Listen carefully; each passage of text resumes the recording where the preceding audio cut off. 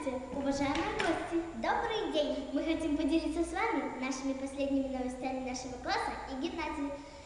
Ты ж слышала, что мы, оказывается, скоро начальную школу закончим? Ты что, с луны свалилась? Для меня это было как сон. Мама утром портфель собирала и вдруг выронила книгу. Я подняла, смотрю, а там написано «4 класс». Я так обрадовалась, ведь в последний раз, когда я брала книгу в руки, там было написано 1 класс, а потом мне стало грустно. Почему? Лучше бы на книге было написано 11 класс, а так сколько еще предстоит учиться моим родителям? Да, ты права. Мои родители вспоминают те старые добрые времена, когда меня еще в колясочке возили. А у нас вчера на уроке учительница Любовь Валерьевна перехватила записку от Владика, и там было написано «Я люблю тебя, Лера», а потом начала его ругать. Что такое написать? У тебя совесть есть? Ты понял, в чем твоя вина?